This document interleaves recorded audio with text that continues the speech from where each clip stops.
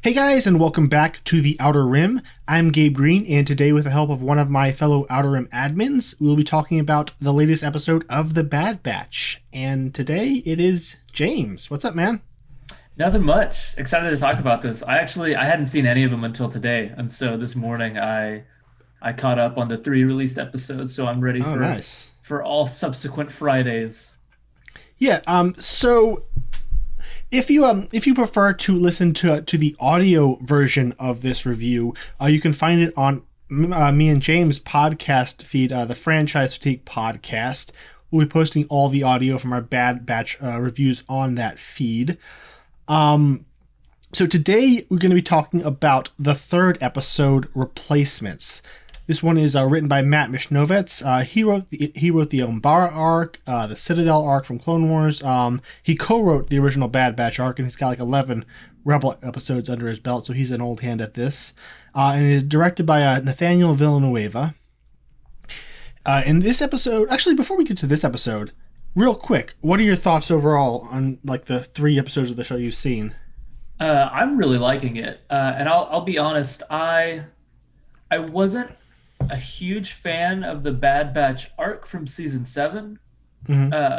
I thought it was fine. It was cool to just have more Clone Wars episodes, but the exaggerated personalities of the group initially, and it like that kind of didn't do wonders for me, and I felt like the arc in general was kind of, I don't know, a bit familiar. Like, okay, I know where this is going. Mm-hmm. They're gonna butt heads and blah blah blah. And so whenever the series is announced, I was like, okay. I mean, I'm sure I'll watch it, and I guess I'll like it.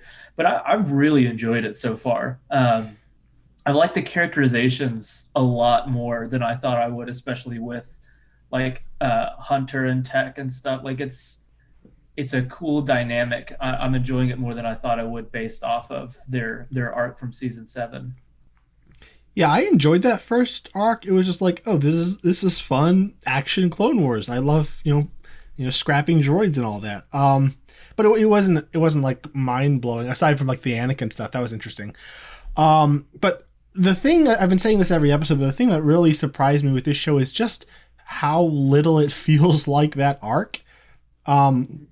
It's not like the action focused thing I was expecting. It's really content to be kind of quiet and character focused and just explore the world, let the characters exist together, and have their relationships slowly build. It's not what I was expecting from the Bad Batch, especially if Yeah. you've seen that episode, which I just find fascinating. So as far as this particular episode, the Bad Batch attempt to make repairs on their ship while stranded on a hostile planet. Meanwhile, Crosshair leads an experimental unit that combines clones and regular human soldiers to finish the Bad Batch's mission against Saw Gerrera. And let's first talk about that Crosshair side of the story, because that's a lot darker than I was expecting this show to go. Like, I shouldn't be surprised by how violent Lucasfilm Animation is willing to be, but it always does. Yeah, we I guess technically before this, the last piece of animation we have is season seven of the Clone Wars, but it's still like the last full thing we had was Resistance, and so coming back to this, I'm like, oh yeah, we get to do this in these shows. I forgot about that. Like, there even in other shows when they go darker, somebody will get shot, but we won't really see it. But like whenever the pilot's trying to take off and the sniper just gets him through the cockpit, and it hits him in his chest, and you see it, and he goes slack, and they land. I'm like, oh yeah, this is Filoni's Clone Wars. That's right. Yeah, the only line they draw is they don't let us see civilians being torched by flamethrowers. Everything else they'll show us, but I guess that's the Cowards. lines. Yeah. So this, I find just the world building this show is giving us very interesting. We're having Tarkin come in and essentially evaluate the cost benefit do a cost benefit analysis on the entire clone program and whether it's worth continuing. We have a character. I don't know if he's a new character or like an EU character, Admiral Rampart. I hadn't heard of him before.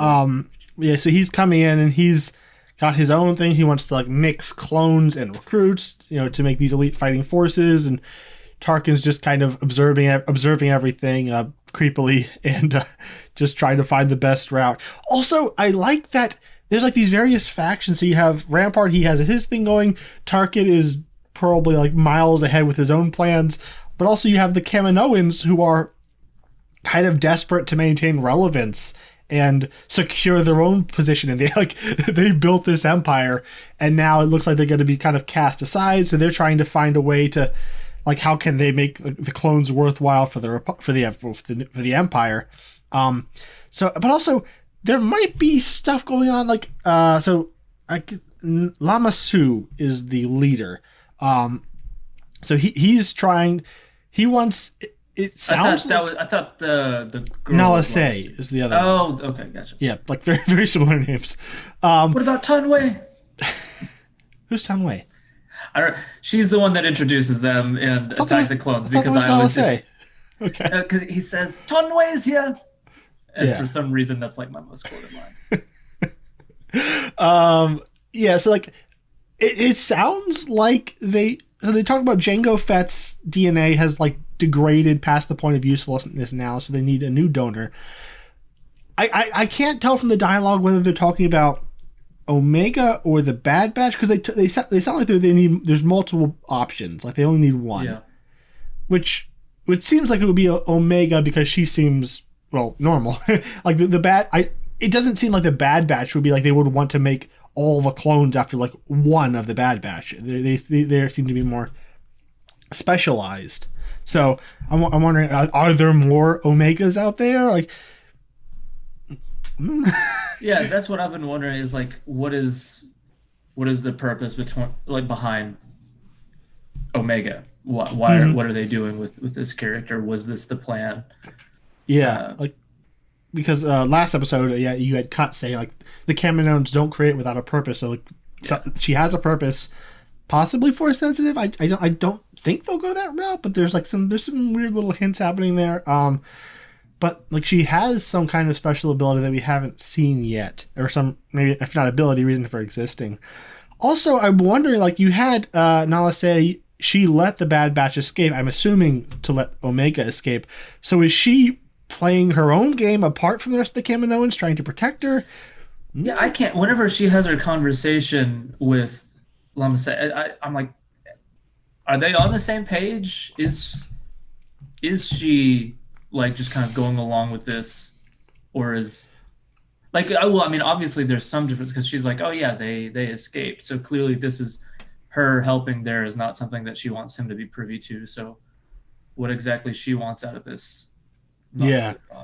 But yeah, it's I like stories where you have all these different factions and each one has their own goals, and maybe these two goals can align and they can work together for a while. Like I'm kind of hoping that we get an arc or maybe even the climax of the episode of the series is the Bad Batch working together with the Kaminoans, like the Kaminoans realizing that their future is not with the Empire, so maybe helping the Bad Batch. Like I think like there could be some interesting alliances forming out of all this stuff.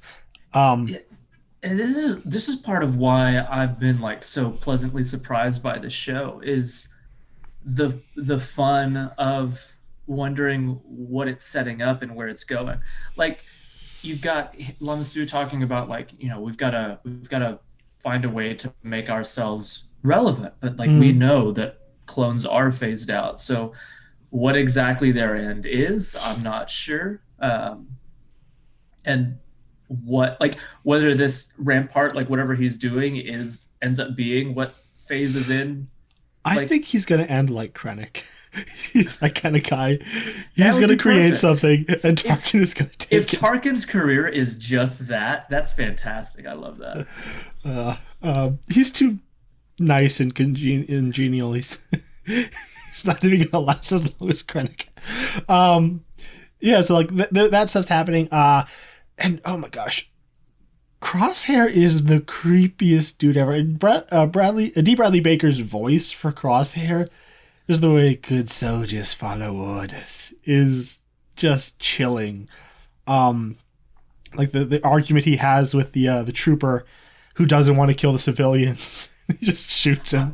I was not expecting that to go there either. You know, like right out the gate, seeing these new soldiers be subjected to these kinds of missions where like we're wearing clone armor and we're already like gunning down Hmm. just civilians. Which is interesting. Like that's the struggle you face with actual people, is that they're people and they can make choices, whereas well, clones with inhibitor chips, well, clones can make choices, but clones with inhibitor chips are, unswervingly loyal, and to every command. And that was the only part of the episode or something that kind of revolves around that was the only part of what's going on that doesn't really track with Rampart's idea behind or at least one of his ideas Uh, behind conscripting people was people who choose of their own free will to do this. Those motivations will never like you can't match their loyalty or something.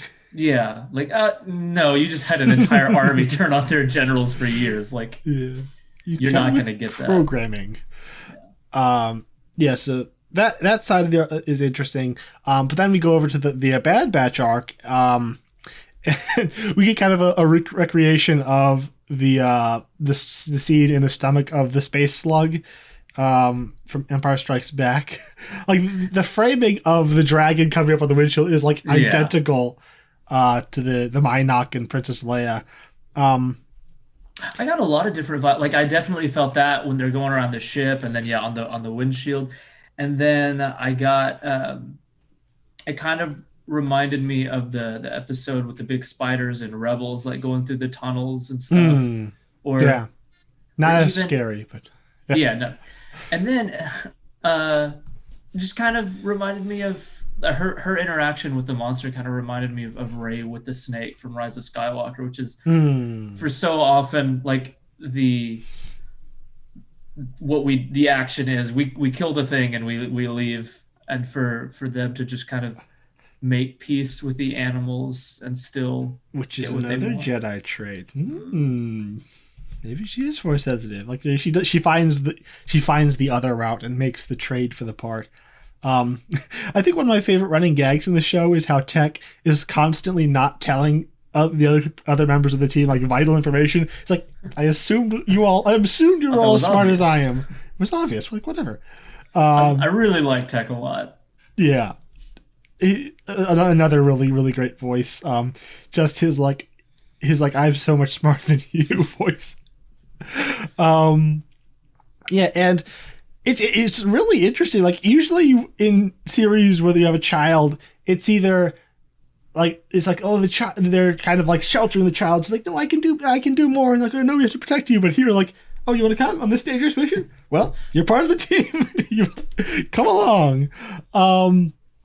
But I do like how she's talking about I'm part of the squad now, right? And like I guess she is. Well, come on, and they're just trying to include her, um, in that, and Hunter's like really trying to figure out how to how to integrate her, and it's happening. Like Hunter is trying to integrate her by bringing her on the missions, and Wrecker is trying to do so by giving her own room. Like they're just becoming this big, happy, violent criminal family. As they're integrating her into the group.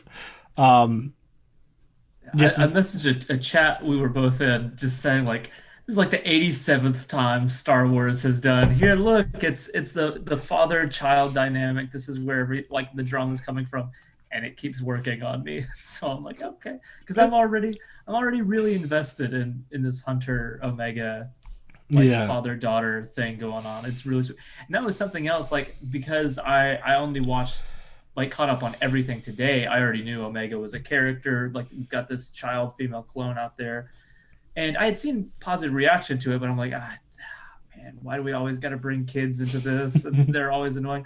I really like Omega a lot. Hmm. Like I They're think, they're bypassing so many of the really annoying kid tropes. yeah, like it feels like we're skipping all the stuff that most shows need to have so that we can get to this other thing. It was like, no, she's kind of cool. Like I really really like the vocal performance and hearing like her Kiwi accent even stronger than theirs is Amiga. Uh, Yeah. yeah, she's just a really fun presence in the show to me, which was And very surprising and nice.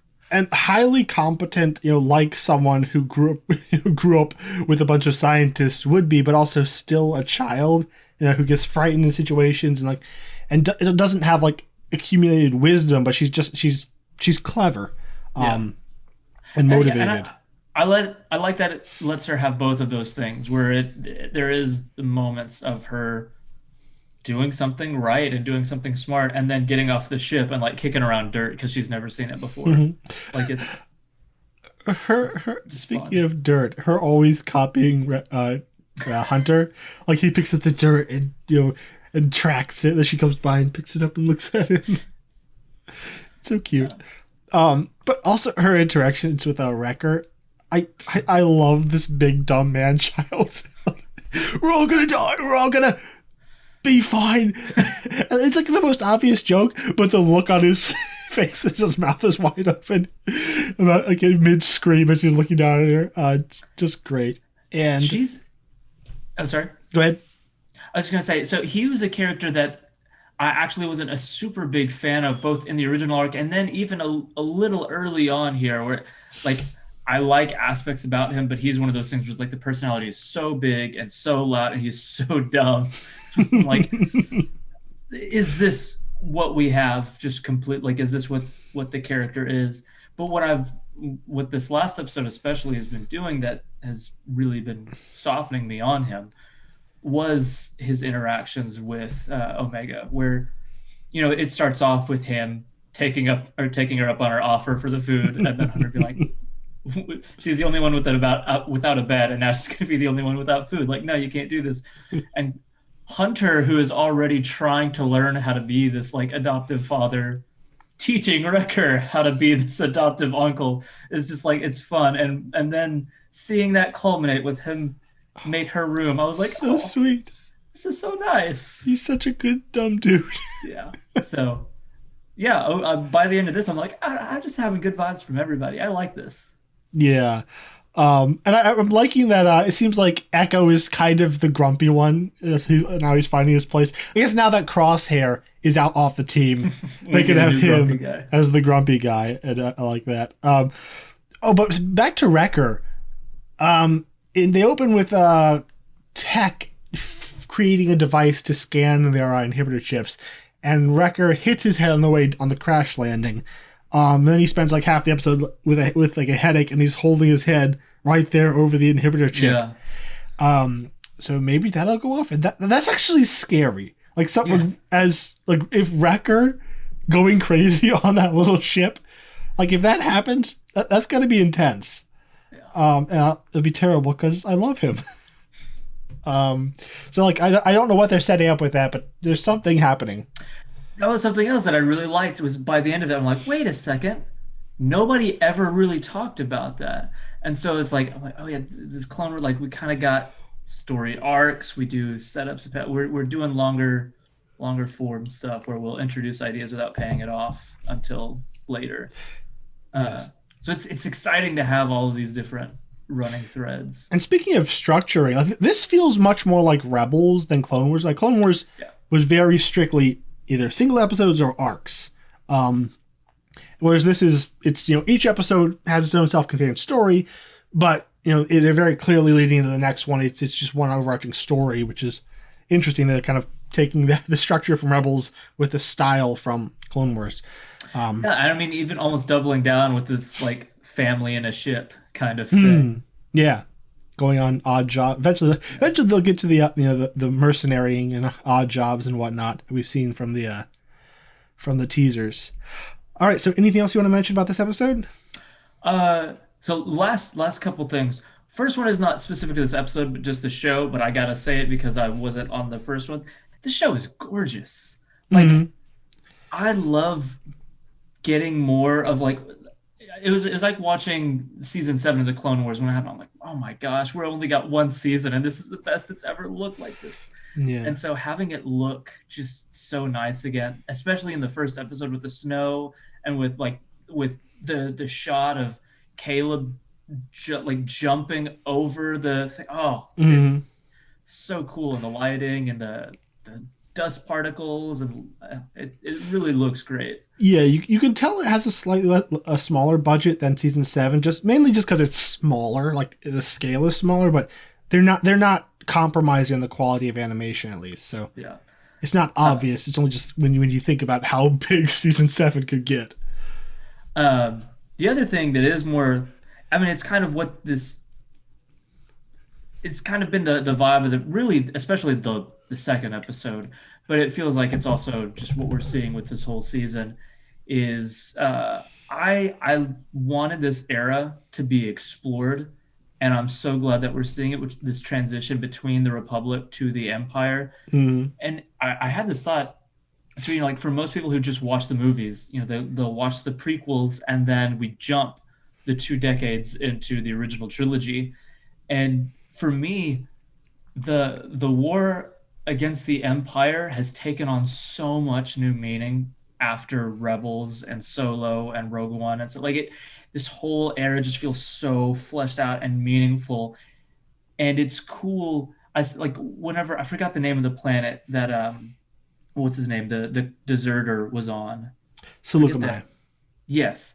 Um, like just seeing, we're barely we're I don't know, a week days, however many out from the declaration of the empire, and we're already seeing the republic, or what was the republic, kind of look like the empire that we know, and that location started to feel like Lothal or something. We're like, Hmm. oh, we've spent so many episodes of Rebels just kind of like walking down these city streets with like these big holograms of imperial guys being like, oh, and we've done this for you and blah blah blah, and like there's always armed clone troopers or stormtroopers walking around. Like it's just seeing people that are still technically in clone trooper armor start behaving like the stormtroopers and patrolling the areas, and watching the first grips of this kind of like imperial oppression. I've Hmm. always wanted to see that on screen, and I'm just hyped that we're finally getting to see this transitionary period. Yeah, and Cut and Run was able to give us like a ground level citizen's view of like what would this Yeah, mean for your average citizen for the world to change like this all of like a just sudden. even like the to gritty details, like transitioning to imperial credits and stuff, and Hmm. it's yeah, The chain cool, codes and all cool, that. cool. All right. So that's all for today. I hope you enjoyed this review of Replacement. And if you did, like this video and subscribe to the Outer Rim, a Star Wars channel on YouTube. But also come join us on Facebook at the Outer Rim, a Star Wars group. It's a group dedicated to positive and constructive discussion on the Star Wars galaxy. Also, check out our podcast, Franchise Fatigue. We're going to be starting. We're right now we're doing the MCU shows, the latest MCU shows, and then we're going to be starting the Harry Potter series on our podcast. So if that sounds interesting, come check us out there. And we will see you next week with episode 4 of The Bad Batch. See ya.